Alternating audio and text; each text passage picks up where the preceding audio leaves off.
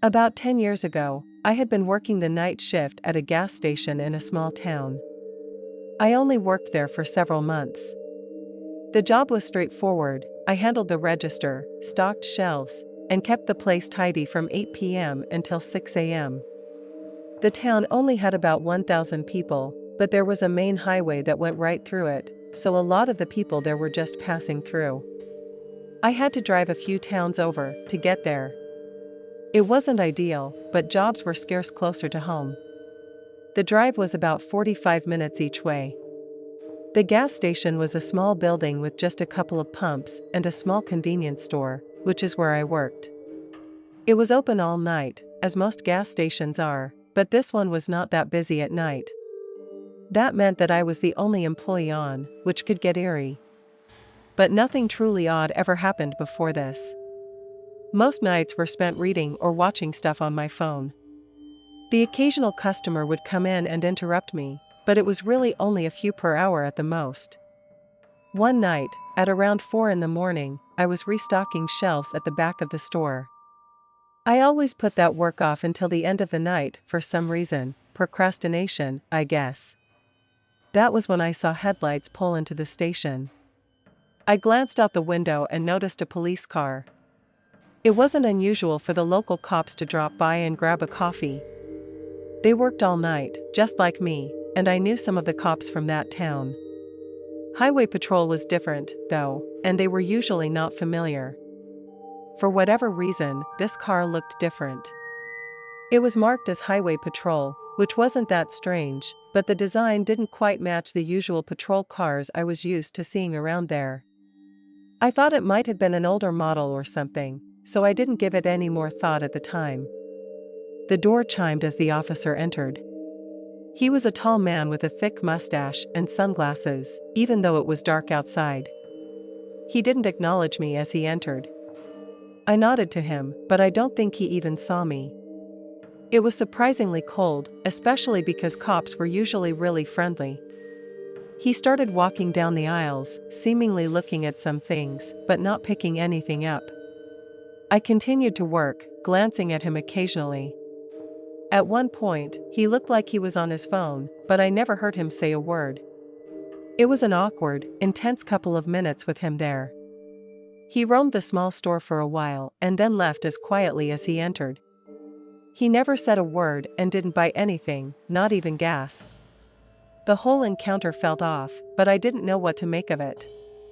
I was just glad when he was gone. After the officer left, the remaining hours of my shift dragged on slowly. I was tired by then, so I went over to the coffee machine and poured myself one, probably my third or fourth of the night. My shift finally ended, and I was relieved when one of my coworkers came in to take over. We talked for a few minutes, and I told him about the weird cop. He thought it was strange as well, but nothing to get worked up over. Then I headed outside and walked towards my car, which was around the side of the building. The sky was beginning to lighten. The street lights were still on, but the sun was almost up. I began to drive back home. The roads were almost empty, except for the occasional early morning trucker. I was about 10 minutes away on the road when I saw a car behind me. It was close and just on my tail. It was so close, in fact, that I could tell it was a police car. I was pretty sure that it was the same patrol car that had come in earlier to the gas station. Knowing there was a cop back there, I was driving extra carefully and watching my speed. I thought he was trying to trap me for speeding, so I was being really careful. After a few minutes of tailing me, he turned on his lights and pulled me over. I stopped on the side of the road and rolled down my window. The officer approached, still wearing his sunglasses. "Where you headed?" he said flatly. "Just going home, sir," I replied cautiously, not wanting any trouble.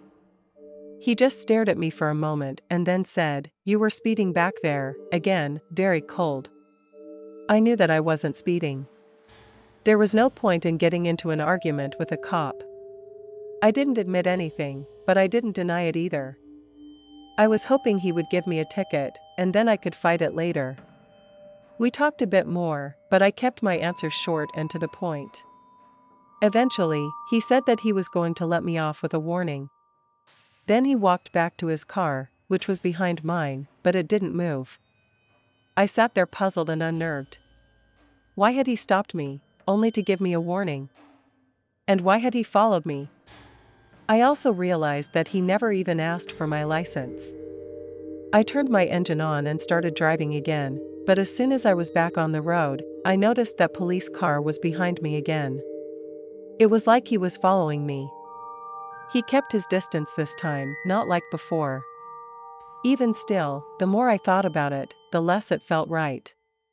This wasn't normal police behavior, and something about that officer just didn't sit right with me. He didn't seem right for all kinds of reasons, and it was starting to feel like he was a fake cop. I was still heading home, but the idea of leading this potential fake cop to where I lived was scary. Then I remembered that there was a police station in the next town over. That seemed like the safest option. If he was a real cop, then he would have no issue going there. If he wasn't, then it might scare him off. I made a quick decision to change my route. I turned off towards that town, checking my mirror. The car followed me. My heart was pounding as I drove the last few miles to the police station. Eventually, it came into view. As I neared it, I saw that the patrol car behind me slowed down and fade into the distance. When I pulled into the station's parking lot and looked back, the car was gone. I parked and sat there for a while, but after a few minutes, I gathered enough courage to go inside. I explained to the desk officer what happened, from the odd visit to the gas station to being followed and then the encounter on my drive home. He asked for a description of the man and the car. I did that, and then I left soon after. Over the next few days, I kept an eye on the news and checked in with the police, but there were no updates on the mysterious officer. Whether he was a real cop with odd methods or somebody impersonating one, I'm not sure, but I never saw him again. After college, I was still living in the same city. During my years at school, I worked at a nightclub as a bartender. After a few years, I took a position as the manager. Even though the money was less, I thought it would look better on my resume, and maybe it would lead to a better job in the future. I studied business in school, so it seemed to make sense. The club was one of the busiest spots in town. It was a large place right on the corner of one of the main streets. The street-facing part of our building was just one large window extending almost all the way to the ground. Inside, there were tables lining the side of the window. Past there, the bar was in the middle of the room, and on the far end was the dance floor. On a typical busy night, I had about 10 staff members under my supervision, 3 bartenders, 2 dishwashers, and at least 3 bussers. I had been working with some of them for a long time, while others were new. One Saturday night, as usual, the place was buzzing until the very last call. Eventually, we kicked out the last of the customers, and then I settled the night's earnings with the bartenders. They all left, and it was just past 3 in the morning. After that, I was alone, left with about a half hour of closing paperwork. There was an office at the back, but I didn't like it, so I chose a table near the large window at the front. I spread out the night's paperwork in front of me. The street outside was mostly quiet now, a stark contrast to the thumping music that had filled the nightclub just an hour ago. It was a routine wrap-up, marking the end of another hectic night. My ears were still ringing from the loud music. Suddenly, I heard the roar of an engine outside. I looked out the window and saw a car speed down the street. It was an older-looking car, maybe a Buick from the 90s.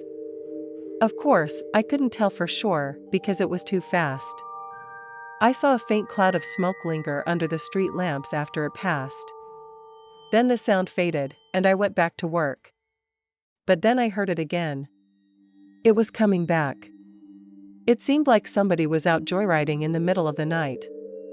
Considering the circumstances, I thought it might have been a drunk driver. That kind of thing is all too common. My head snapped up just as the noise got loud. Then I heard the tires screech. Everything happened really fast after that. Headlights swung wildly towards the front window, blinding me. Before I could fully register what was happening, the car crashed through that front window. Glass shattered, spraying across the interior like an explosion had just gone off. I quickly jumped up, pushing back from the table, my chair clattering to the floor. The car slammed to a halt just feet from where I had been sitting. I tripped over one of the tables behind me as I tried to get away. When I fell, I hurt my knee, but I managed to get back up quickly. I stood there for a second, staring at the car that had just barreled into the nightclub.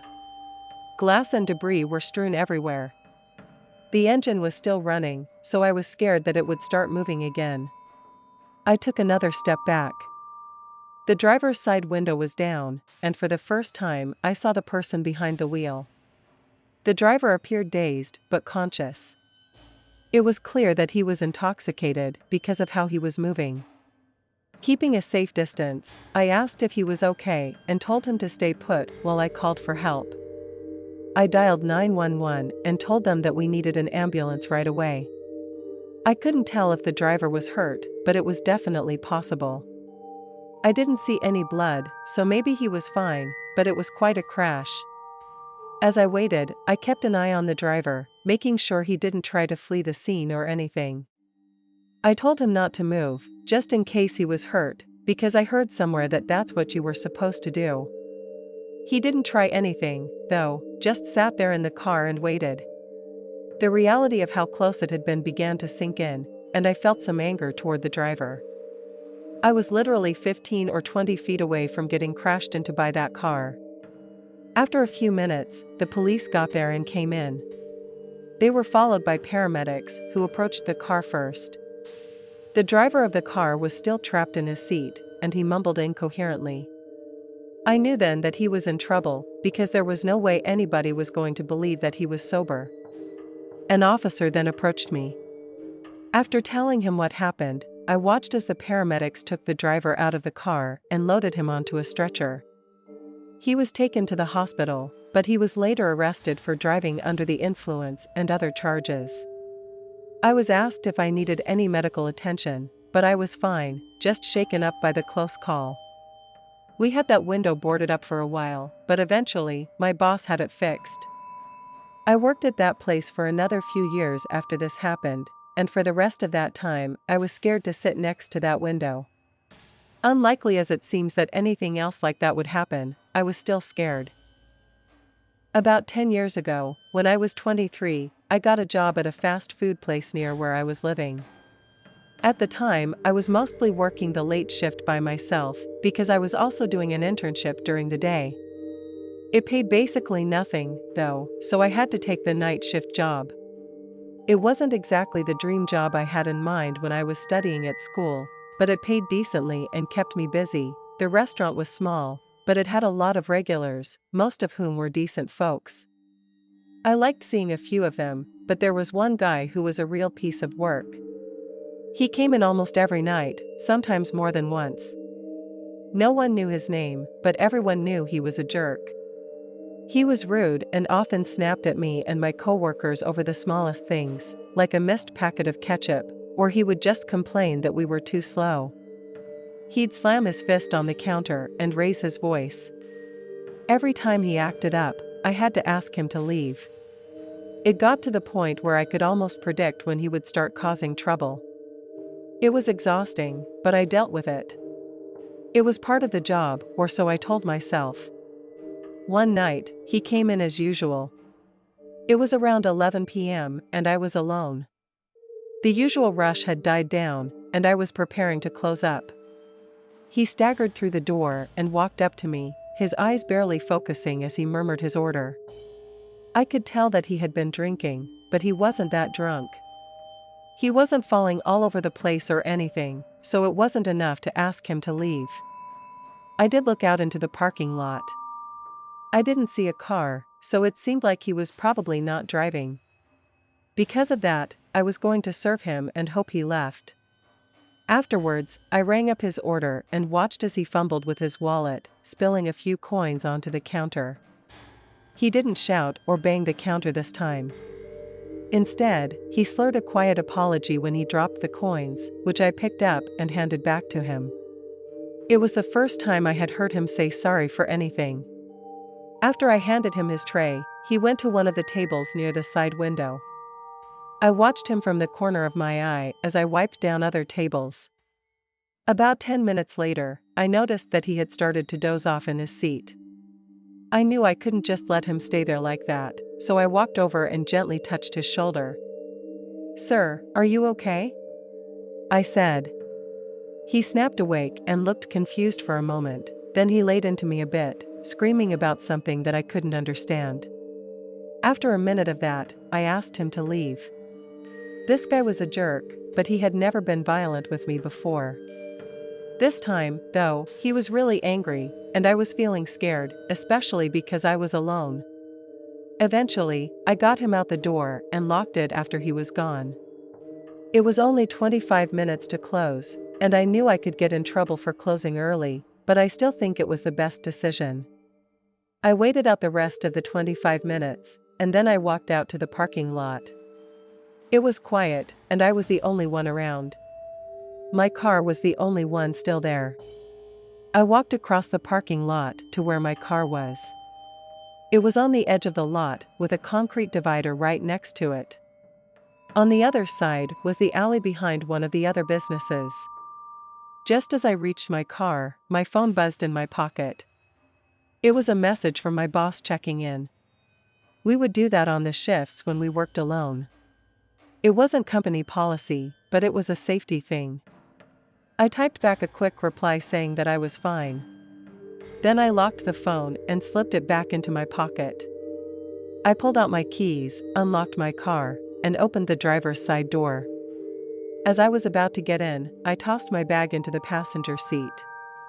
Right then, I was grabbed from behind. It was that customer I had kicked out earlier. I didn't know where he came from, but he must have been hiding around there somewhere, maybe right behind my car. The guy yanked me away from my door, and I stumbled across the pavement. When I regained my balance, I saw that he was coming for me. I gripped my keys tight in case I needed to defend myself. But instead of fighting him, I ran. When I got to the other side of the parking lot, I turned around and saw that he was still coming, but he was slow. He was barely even running, more of a fast walk. I managed to get past him to the other side and made it to my car. Once I was inside, I locked my doors. The guy came at me and started banging on the window. I didn't even look at him, just drove away. I called my boss right after I got home because he knew who the guy was. We did get the cops involved, and although charges were never laid, we banned him from the store for life.